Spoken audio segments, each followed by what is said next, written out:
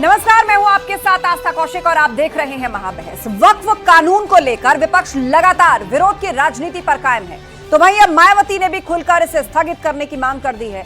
Samajwadi party और कांग्रेस भी लगातार विरोध के सुर में बोल रहे हैं। और इस बीच न्यूज 18 पर राइजिंग भारत के मंच से प्रधानमंत्री मोदी और गृह मंत्री अमित शाह ने दो टूक शब्दों में वक्फ कानून के विरोधियों पर खुलकर प्रहार किए हैं।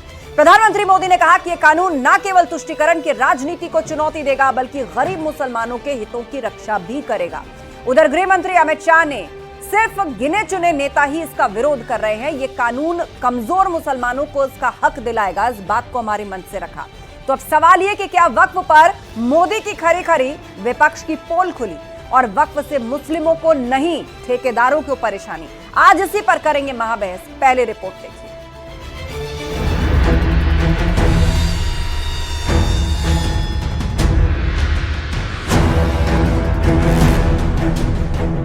वक्फ से मुस्लिमों को नहीं ठेकेदारों को परेशानी। वक्फ कानून के तहत राज्य वक्फ बोर्डों में जो नॉन मुस्लिम को रखने का नया प्रावधान किया गया है, वह भी प्रथम दृष्टया अनुचित प्रतीत होता है, जिसका मुस्लिम समाज में भारी विरोध भी है। कोई तुष्टीकरण की राजनीति नहीं, उनके हक अधिकारों को छीना जा रहा है, उनकी जमीनों को कब्जा करने की नीयत है सरकार की। पहले दिन से हम लोगों ने उसका विरोध दर्ज कराया, पार्लियामेंट हो, मीडिया हो या सड़क। एसपी कांग्रेस के प्लान पर मोदी शाह ने पानी फेर दिया। किसी की भी भूमि को आपने वक्फ घोषित कर दिया, चाहे भूमि हिंदू की थी, पूरे के पूरे गांव वक्फ घोषित हो गए जिसमें लोग रह रहे हैं। कहीं मंदिर 1500 साल पुराने मंदिर वक्फ घोषित हो गए जहां पूजन अर्चन होता है। इस तरह से कैसे चल सकता है? वक्फ पर मोदी की खरी खरी विपक्ष की पोल खुली। वक्फ कानून में संशोधन का बिल पास हुआ, यानी सामाजिक न्याय के लिए एक और बड़ा और ठोस कदम लिया गया। बंटवारे से वक्फ तक विपक्ष पर मोदी शाह का प्रहार।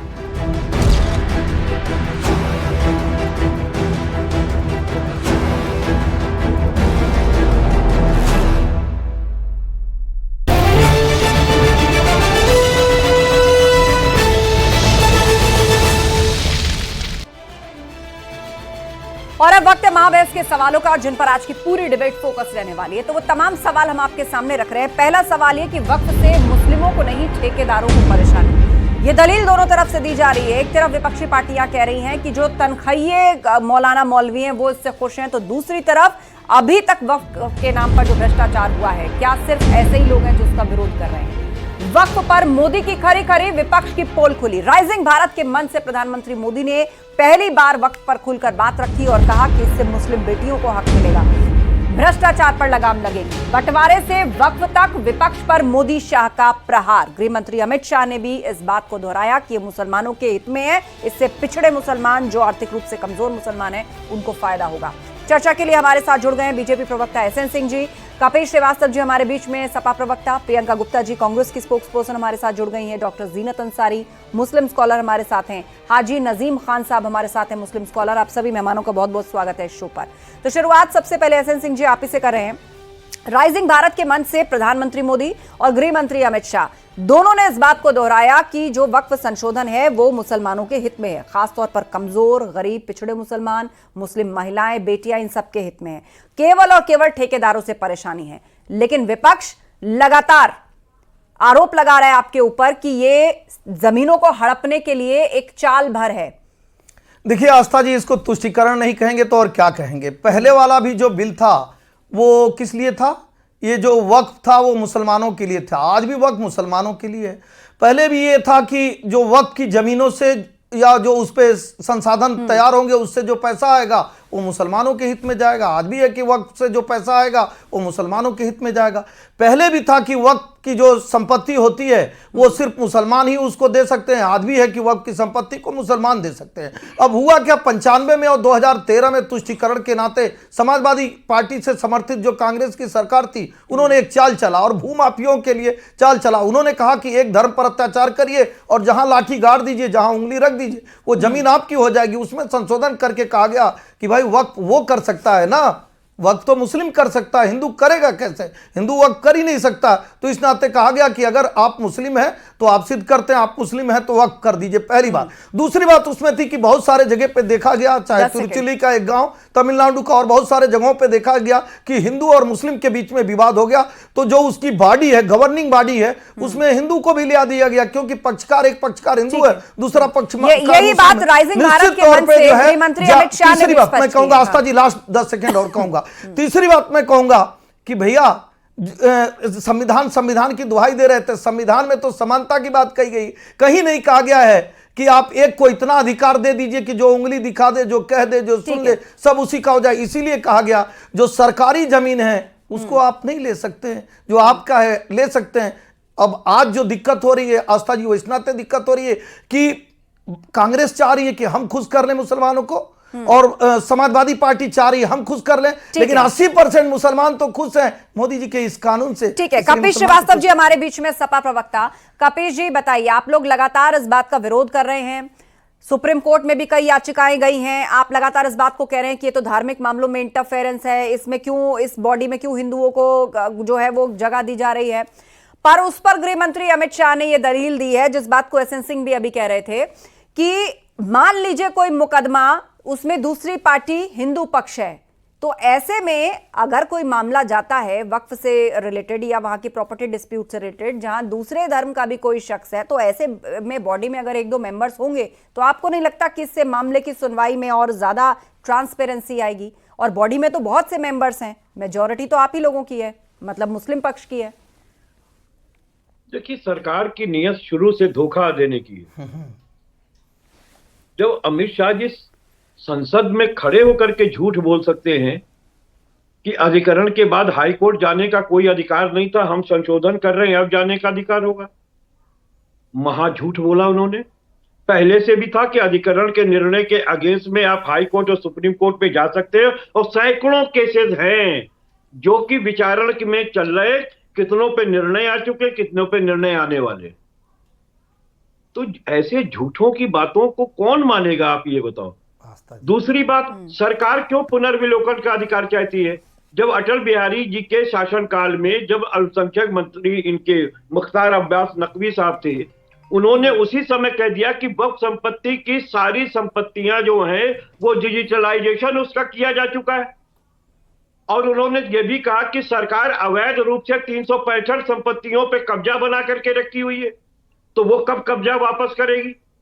तीसरी चीज मैं कह रहा हूं कि जब भूमि व्यवस्था अधिनियम लागू हो गया 1952 में, और सारी अराजियों का अराजियात नंबर पड़ गए, सबका नक्शा बन चुका है, तो अब कौन सी जमीनें जो खतौनी पे आ चुकी है, अगर किसी किस्म से टीपीए के तहत, ट्रांसफर प्रॉपर्टी एक्ट के तहत प्रावधानों में कोई अंतरण होता है, तो एलआर एक्ट के माध्यम से सेक्शन 11 से, सेक्शन 60 से, सेक्शन 34 से उसमें नाम दर्ज होता है, जो तहसीलदार के यहाँ से दर्ज होता है। आप मुझे बताइए कि यहाँ कहाँ उंगली रख देने पे किसकी संपत्ति चली गई? ठीक है, ऐसे मुझे लगता है कि हमारे जो समाजवादी पार्टी के मित्र हैं, इसी तरीके से ट्विटर वाले वकील हैं, केवल जो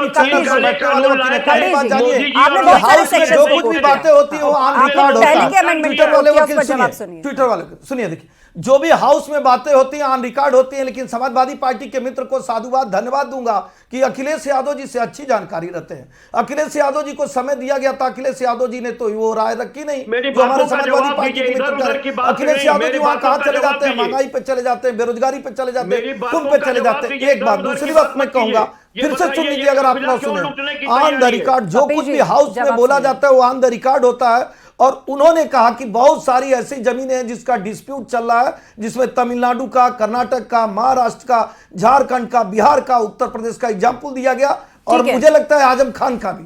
दूसरी बात आपने कहा कि भाई ये तो सारी चीजें उसमें आ गई थी, तो आपके सहयोगी पार्टी के बहुत सारे नेताओं ने कहा कि उत्तर प्रदेश में 70%, ओवैसी जी ने ऑन रिकॉर्ड बोला है उत्तर प्रदेश की 70% वक्त की जमीन जिसका कागज ही नहीं है। तो अगर कागज है नहीं महोदय तो आपका है कैसे?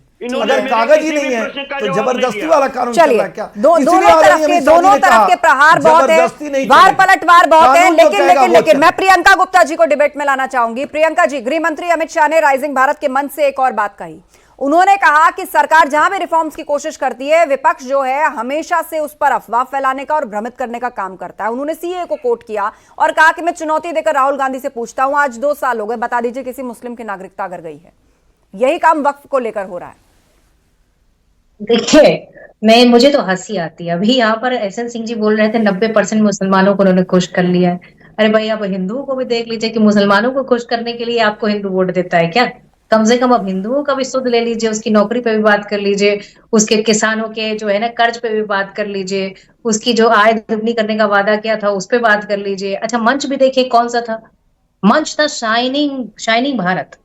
मतलब ये शाइनिंग भारत के मंच पर ये एक विशेष धर्म के लोगों की बात कर रहे हैं और फिर कहते हैं कि भाई सब लोग यहाँ तुष्टीकरण कर रहे हैं। अरे आप तुष्टीकरण कर रहे हैं भाई, आप शाइनिंग भारत के मंच से भारत के युवाओं को एड्रेस नहीं कर रहे। राइजिंग भारत, हाँ, राइजिंग भारत के मंच से आप युवाओं को एड्रेस नहीं कर रहे, आप इस देश की महिलाओं को एड्रेस नहीं कर रहे, आप इस देश के किसानों को नहीं एड्रेस कर रहे हैं, आप इस देश के मजदूरों को वक्फ बिल को लेकर ये भी कहा कि इससे महिलाओं बेटियों को फायदा होगा, पिछड़े मुसलमानों को, पसमानदाओं को जगह मिलेगी, अहमदियों को जगह मिलेगी। उनको लोग क्यों भूल जाते हैं? आस्था जी, आर्थिक रूप से जो डिफरेंस है वो तो कम्युनिटी के अंदर भी लोग है ना, उनको भी रिप्रेजेंटेशन मिलना चाहिए। इनसे कहिए कि क्या फायदा होगा महिलाओं को। आस्था जी, अच्छी बात है, मैं कह रहा हूँ हंसना चाहिए। हंसने वालों के लिए कपिल शर्मा का शो है, उसमें जाके हंसना चाहिए। यहाँ तो डिबेट हो रही है, यहाँ जरूर लोग पूछेंगे कि अगर कांग्रेस का सबसे बड़ा अधिवेशन हो रहा है, वहां पे भी राहुल गांधी जी कह रहे हैं कि हमें एक धर्म के साथ अगर खड़े होने की आवश्यकता पड़ेगी तो खड़ा होना चाहिए। कहां पे कह रहे हैं? जहां राष्ट्रीय अधिवेशन हो रहा है, तो इसलिए तो शर्म आना चाहिए इनको, पहली बात। दूसरी बात, मैं कोट करना चाहता हूं यहाँ पे, चूंकि समाजवादी पार्टी के प्रवक्ता भी बैठे हैं और ऑनलाइन कहूंगा, समाजवादी पार्टी के सबसे बड़े नेता राम मनोहर लोहिया जी गिल्टी मैन आप पार्टीशन में कहते हैं, उसी का हवाला देते हुए प्रधानमंत्री जी ने कहा, नेहरू जी के बारे में समाजवादी पार्टी नेता राम मनोहर लोहिया कहते हैं कई बड़े नेता जिनमें नेहरू जी शामिल थे, सत्ता के भूखे थे, इनके नाते बंटवारा हुआ। उस समय भी जो तुष्टीकरण कर रहे थे, उनकी पार्टी आज भी तुष्टीकरण कर रही है। इस नाते मैं कहूंगा कि लोहिया जी जो कह रहे थे, आज आदरणीय प्रधानमंत्री जी ने भी वही कहा, ये लोग प्रियंका जी फिर मौका मिलेगा, ये लोग तुष्टीकरण को 5 सेकंड खत्म करिए एसएन सिंह जी, मैं कह रहा हूँ आस्था जी, मैं 2 पैनलिस्ट और हैं। 4 चीजें आज पूछना चाहूंगा, समाजवादी पार्टी और कांग्रेस के दोनों लोग बैठे हैं। कपिल जी, 1 सेकंड आप बताइए कि आपको ऑब्जेक्शन किस चीज पर है? मैं पूरा समय नहीं को दे देता हूं। ठीक है, हम रुक करेंगे, हम रुक करेंगे, कपिल जी का भी हम रुक करेंगे, प्रियंका जी का भी, दोनों से बिंदु पूछेंगे कि किन किन चीज पर ऑब्जेक्शन है। लेकिन उससे पहले हमारे साथ 2 मुस्लिम स्कॉलर हैं। डॉक्टर जीनत अंसारी हमारे बीच में है, हाजी नजीम खान साहब मुस्लिम स्कॉलर हमारे बीच में है। जीनत अंसारी जी बताइए, वक्फ संशोधनों से एक बड़ी उम्मीद या जो एक बड़ा दावा है वो ये है कि मुस्लिम महिलाओं और बेटियों को उनका हक मिलेगा, बगैर उनको उनका हक दिए वक्फ नहीं हो सकता। और यहां तक कि जो वक्फ बोर्ड की बॉडी है उसमें भी महिलाओं की जगह अनिवार्य हो जाएगी। अभी तक यह था कि होना चाहिए, लेकिन अब अनिवार्यता हो जाएगी। बिल्कुल, ये जो वक्फ बोर्ड का जो बिल बना है, इसकी मैं तहे दिल से बहुत शुक्रगुजार हूँ। आपके चैनल के माध्यम से मैं शुक्रिया अदा करना चाहती हूँ। और ये वाकई ये बहुत सही बात है कि जितने भी आज तक के जितनी भी बेवाए महिलाएं हैं, जो अनाथ बच्चे हैं, जितने भी मतलब कि जितने गरीब हैं, दबे कुचले हैं, उन सबको भी इंसाफ मिलेगा। उन सब के लिए एक रास्ता खुलने जा रहा है, क्योंकि ये जो वक्फ की जो जमीन थी वो जो वक्फ की जाती है, तो उनके ऊपर सपा सरकार ने अपना एक नुमाइंदा ऐसा बिठा दिया है। और उसका मैं आपको ऐसे नहीं, मैं अब विद प्रूफ आपको मैं प्रमाणित कर सकती हूँ कि उन लोगों ने वक्फ की जमीन पर अपना कब्जा कर करके 45 लाख में उन्होंने दुकानें बेच दी है, पकड़ी ले करके। उन्होंने एक वक्फ की बहुत बड़ी जमीन पर उन्होंने क्या नाम सिनेमा हॉल खोल दिया है। ये बताइए कि वक्फ की जो जमीन की जाती है उसके अंदर हॉस्पिटल बनना, एजुकेशन का होना, गरीब औरतों को रोजगार मिलना, महिलाओं को के लिए जो उनके लिए स्कूल कॉलेजेस वो सब बनना। तो ये जब एक जो महिलाओं को उत्थान के लिए जो मुस्लिम्स को काम करना चाहिए था, आखिरकार समझ में नहीं आता है कि वो क्यों पीछे हट जाते हैं जब मुस्लिम औरतों का, महिलाओं का, गरीबों का जो मसला आता है। तो ये जो परेशानी हो रही है, सिर्फ उन्हीं को परेशानी हो रही है कि जितने भी जो लोग जितने मलाई खा रहे थे, तो उन लोगों से परेशानी हो रही है। वरना तो आप देखिए किसी को कोई ऑब्जेक्शन नहीं, और सब दिल खोल के इस बिल का स्वागत कर रहे हैं। ठीक है, हाजी साहब हमारे बीच में मुस्लिम स्कॉलर, हाजी साहब बताइए, मुस्लिम स्कॉलर है हमारे बीच में जीनत जी, वो इस बात को कह रही हैं कि सिर्फ दिक्कत उनको है जिनकी दुकानें बंद हो जाएंगी, जिन्होंने वक्फ के नाम पर करप्शन को शुरू किया था या कमर्शलाइजेशन करके वो मोटी कमाई कर रहे थे बिना किसी जवाबदेही के। हाजी साहब। हाँ आस्था जी, मेरी आवाज आप तक आ रही है? जी जी। हाँ देखिए, मैं शुरुआत करता हूँ। औज़ बिल्लाहि मिनश शैतानिर रजीम, बिस्मिल्लाहिर रहमानिर रहीम। इन्ना आतैना कल कौसर फसल्लि लिरब्बिका वनहर इन्ना शानिअका हुवल अब्तर। और देखिए, अब जिस तरीके से यहाँ पर डॉक्टर जीनत अंसारी जी ने बात अपना वक्त रखा, देखिए उनका अपना विचार हो सकता है। ये जो अभी 90% वाले कह रहे थे ना कि 90% मुसलमान साथ है, सिर्फ इनके साथ 10% मुसलमान इनके साथ है, वही 10% है जो इनके राजनीतिक पार्टियों से जुड़े हुए लोग हैं। अरे सुन तो लीजिए सर, अब सभी के बीच में आप लोग डिबेट के मंच को इस तरह मत बनाइए। सबका सम्मान है, मंत्र पढ़ने की बताइए ना कि सबका सम्मान है, लेकिन this is not the place, this is not the place. Please put your facts, please put your facts. ठीक है हाजी साहब, जवाब दीजिए। आपकी जमीन पर जो होटल बनवा रखे हैं, जो दुकानें बनवा रखे हैं, क्या अधिकृत हैं? हाजी साहब, यही बात गृह मंत्री ने पार्लियामेंट में भी कही थी कि ये नहीं चलेगा कि वक्फ की जमीन पर 5 स्टार होटल खोल दिया जाए। हाँ आस्था जी, अगर सारी बात अगर हमारे सिंह साहब ही रख देंगे तो मुझे लगता है कि फिर यहाँ नहीं, आप अपनी बात पूरी करिए, बात पूरी करिए हाजी साहब। एसएन सिंह जी एक सेकंड।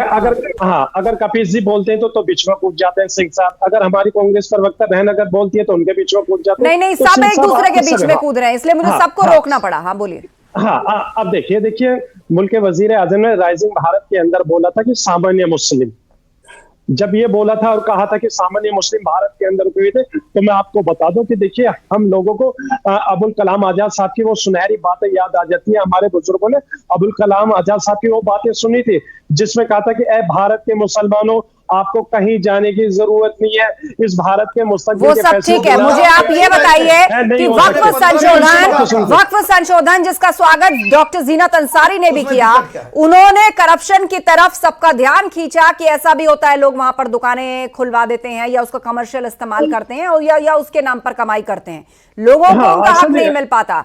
ऐसा हो रहा है तो मुझे बताइए, क्या उस पर एक्शन होना चाहिए कि नहीं होना चाहिए? कोई व्यवस्था ऐसी होनी चाहिए कि नहीं होनी चाहिए? हाँ आस्था जी, देखिए अगर इस तरीके की बातें उठाई जा रही है तो जाहिर सी बात है, देखिए 11 साल से केंद्र सरकार है मौजूद, तो केंद्र सरकार 11 साल से क्या कर रही थी? अब 11 साल में उनको याद आ रही है मुसलमानों के हितों की और गरीब मुसलमानों के। बार बार कह रहे थे कि गरीब मुसलमानों का फायदा होगा, यानी कि 11 साल में अब तक कितना फायदा हुआ? मैं तो इनसे कहता हूँ सिंह साहब मौजूद है, सिर्फ 3 फायदे आप बता दीजिए, 3 फायदे मुसलमान को होने जा रहे हैं। और रही बात ये कि जिस तरीके की बात सिंह साहब बार बार कह रहे हैं वक्फ की, तो मैं ये कहना चाहता हूँ वक्फ की जो जमीन है वो ये हमारे बाप दादों की मिल्कियत है। ओवैसी साहब की बता दीजिए ना, वो आपकी जमीन बाप दादा की जमीन नहीं हुई, अल्लाह को दान में दी जाने वाली जमीन है, बाप दादा पे आ गए। एक सेकंड। जिस मुसलमान के पास जो प्रॉपर्टी है, जो ऑथराइज प्रॉपर्टी है, उसने उसको वक्फ किया, सवाल उस पर नहीं है। सवाल उस तरफ उठाया जा रहा है कि वक्फ करने के बाद आगे उसका क्या हुआ, क्या सामाजिक भलाई के लिए उसका इस्तेमाल हुआ, उस पर अस्पताल खुले, उस पर एजुकेशनल इंस्टीट्यूट खुले, उस पर कोई ऐसी व्यवस्था हुई जिससे बच्चों की एजुकेशन, बेवाओं का खर्च, महिलाओं की मदद, कोई ऐसा काम हुआ, या उस पर होटल्स खोल दिए गए, दुकानें बांट दी गई, या किसी बिल्डर्स की बिल्डिंग वहां पर खड़ी हुई दिख रही है, प्योर कमर्शियल इस्तेमाल, और कोई पूछने वाला नहीं कि इस जमीन को किसने बेचा, किसको पैसा जा रहा है, कहां पैसा जा रहा है, असल कॉज से भटक तो नहीं रहा है वक्फ? बताइए मुझे, इस पर कोई सुनवाई?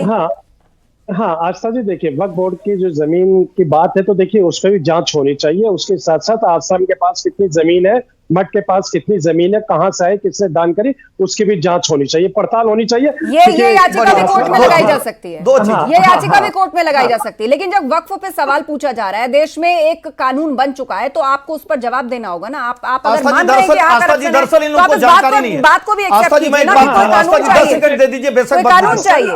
आस्था जी 10 सेकंड दीजिए। मैं कह रहा हूँ या तो ये लोग पढ़े नहीं है, या तो जो अरे सुन लीजिए, आप जेपीसी की बैठक चल रही थी, उसमें हमारे मुस्लिम भाई आए, उन्होंने कहा इसमें हिंदू कैसे आ सकते हैं, उसमें सवाल उठा। आदरणीय जगदम्बिका पाल जी ने कहा कि जब ये जोड़ा गया कि प्रियंका जी बात रखना चाह रही हैं, उसके बाद 10 सेकंड दीजिए, मैं 10 सेकंड में कहा। आदरणीय जगदम्बिका पाल जी से पूछा गया कि इसमें दूसरे धर्म के लोग कैसे आ जाएंगे, उन्होंने कहा जब एक क्लास जोड़ा गया जनप्रतिनिधि एमएलए और एमपी रहेंगे। एमएलए और एमपी को कौन चुनता है? मुस्लिम चुनते हैं कि लोकसभा के सारे लोग चुनते हैं? उसमें हिंदू भी होते हैं, मुस्लिम भी होते हैं। विधानसभा में कौन चुनता है? हिंदू भी और मुस्लिम। जब जनप्रतिनिधि वहां चुना जा रहा है तो हिंदू और मुस्लिम कैसे हो गया? चलिए एक सेकंड, मुसलमानों को भी तो आप किसी न किसी ट्रस्ट में अध्यक्ष बना मैं कहा जो आपकी धार्मिक बॉडी है उसमें कोई दूसरे धर्म का नहीं है, लेकिन जो ऑपरेशनल बॉडी है, जो स्टेचुरी बॉडी है, उसमें ऑपरेशन के लिए कोई दूसरे धर्म का है। क्योंकि आस्था जी विवाद दो धर्मों के बीच में है।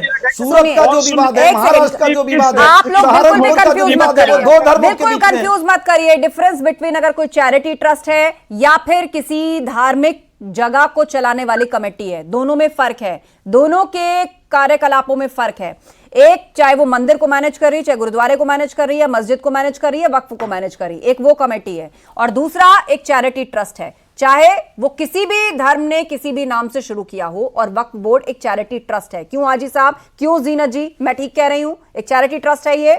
इसका मस्जिद के मैनेजमेंट से तो कोई लेना देना नहीं है, और ना ही इसमें इस्लामिक मसाइलों से कोई लेना देना है। ये एक चैरिटी ट्रस्ट और उसके पूरी तरह मैनेजमेंट और ट्रांसपेरेंसी से जुड़ा हुआ है। देखिए, चैरिटी जो की जाती है ना, वो इसलिए की जाती है कि वो गरीबों के लिए की जाती है, नहीं कि बड़े बड़े लोगों के लिए की जाती है कि कोई भी एक आदमी उसके आसन पे बैठे और ऊपर की मलाई मलाई खाए। उसकी ना चैरिटी जो होती है वो भगवान के, अल्लाह के नाम पे की जाती है। और वहां पे आप सिनेमा हॉल चल रहा है, आप मतलब कि उससे सिनेमा हॉल से भी कमाई कर रहे हैं, जमीन आपको फ्री की मिली हुई है, कई एकड़ जमीन, उस पर आज तक कोई सुनवाई नहीं हुई है। तो ये चीज है ना, जो गरीबों का गरीबों तक पहुंचना चाहिए वो सामान। हाँ प्रियंका जी, ये बुनियादी सवाल है जो जीनत जी उठा रही हैं। अरे भाई, एसएन सिंह जी से ये भी पूछ रही है, अयोध्या में जो जमीनें खरीद फरोख्त हो रही है, इनके जो वहाँ की हम गुड़गांव गए थे, आज चर्चा हरियाणा पे हो रही है, आज हिमाचल पे चर्चा हो रही है, आज बाड्रा पे चर्चा हो रही है। एक सेकंड, एसएन सिंह जी नहीं, इस तरह नहीं। प्रियंका जी बात पूरी करिए आप, 20 सेकंड। हाँ भाई, अयोध्या में जो जमीन की खरीद फरोख्त हो रही है, आज तक सर्किल रेट नहीं बढ़ा है। इनके नेता मंत्री खरीद के वो जमीन जो अक्वायर की जा रही है, जो जनता के हितों के लिए होनी चाहिए, जहां प्राइवेट लोगों को नहीं देनी चाहिए, वहां भी ये दे रहे हैं। होटल बनाने के लिए दे रहे हैं, निजी स्कूल बनाने के लिए दे रहे हैं, और निजी जो है पूरी तरीके से स्कूल बनाइए, होटल बनाइए, अस्पताल बनाइए, निजी लोग। ठीक है, देखिए अयोध्या पे तो चर्चा इन लोगों को करना ही नहीं चाहिए। अयोध्या का नाम लेते जिसको शर्म आता था, आज 36,000 करोड़ रुपया अयोध्या के तो पेट में दर्द हो रहा है। हम पूछना चाहते हैं भाई, अयोध्या में तो डेवलपमेंट हो रहा है, लेकिन हरियाणा में आपकी सरकार रहती है और 10 मुकदमे दायर हो जाते हैं, हाई कोर्ट से लेकर सुप्रीम कोर्ट तक। रावत बाड्रा पे दायर हो जाते हैं, प्रियंका बाड्रा पे दायर हो जाते हैं, कांग्रेस के नेताओं पे दायर हो जाते हैं। बात इसकी नहीं हो रही, बात इसकी हो रही कि मैंने 4 चीज पूछा, आप बताइए क्या कमी है उस बिल में। हम दोबारा भी आपसे हाजी साहब, हाजी साहब 10 सेकंड, हाजी साहब ठीक है, बोलिए हाजी साहब।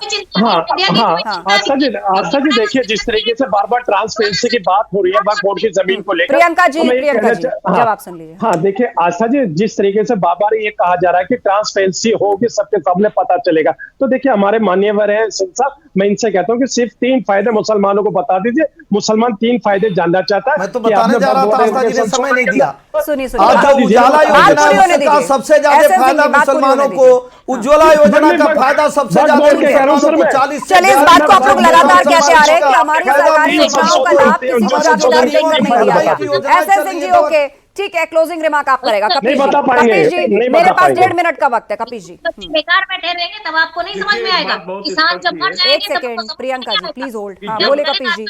20 सेकंड। जब सरकार के हाथ पारदर्शी नहीं होते हैं तो 50 प्रश्न खड़े होते हैं, क्योंकि जो 3 काले कानून किसानों के लिए लाए वो यू टर्न किए, 700 किसान शहीद कराने के बाद यही दलीलें भारतीय जनता पार्टी के प्रवक्ता माननीय प्रधानमंत्री जी, माननीय गृह मंत्री जी दिया करते थे, और फिर देश हित में ही उन्होंने वापस ले लिया। गजब की बात तो ये, मुसलमानों के लिए इतने खैर ख्वाह हो गए। 3 तलाक बिल वापस हुआ नहीं, 370 वापस हुआ नहीं, अरे बताओ, विकास के जितने बिल आए वो वापस हुए नहीं। यही पूछा जा रहा है, यही कहा जा रहा है आपसे। हमने पूछा, दोबारा पूछ रहा हूँ आस्था जी, समाजवादी पार्टी के प्रवक्ता से चुनौती देते हुए कहता हूँ कि बिल में बताइए कौन सा ऐसा आर्टिकल है जिसपे आपको ऑब्जेक्शन है, आप वो बताइए। आप बताइए किस पे आपको ऑब्जेक्शन है। सरकार जमीन कब्जाना चाहती है, जमीन कब्जाना चाहती है, आर्टिकल 25 का उल्लंघन है, ये कांग्रेस के नेता इमरान मसूद कहते हैं। आस्था जी देखिए, वेलफेयर स्कीम के लिए इस चीज को लाया गया था जब देश के प्रधानमंत्री, भारतीय जनता पार्टी नहीं, देश के प्रधानमंत्री को लगा कि गरीबों का हक मारा समय खत्म हो रहा है मेरे पास। गरीबों को समर्पित प्रधानमंत्री जी ने बिल में संशोधन। कुल मिलाकर वक्फ पर जो खरी है वो पक्ष और विपक्ष दोनों तरफ से लगातार जारी है। इस पर बहस लंबी चलेगी। फिलहाल डिबेट को यहीं विराम देते हैं। आप सभी पैनलिस्ट का शुक्रिया इस चर्चा में शामिल होने के लिए। तो प्रधानमंत्री मोदी ने साफ कहा है कि ये कानून न सिर्फ तुष्टीकरण की राजनीति को चुनौती देगा बल्कि गरीब मुसलमान के हितों की रक्षा भी करेगा। तो गृह मंत्री अमित शाह ने भी ये कहा कि सिर्फ गिने चुने नेता इसका विरोध कर रहे हैं। ये कानून कमजोर मुसलमानों को उनका हक दिलाएगा। अब सवाल ये कि क्या वक्फ पर मोदी की खरी करी विपक्ष की पोल खुली? बहरहाल सब कुछ जनता के विवेक पर छोड़ते हैं। महाबहस में इतना ही। खबरें जा रही हैं, आप बने रहिए हमारे साथ।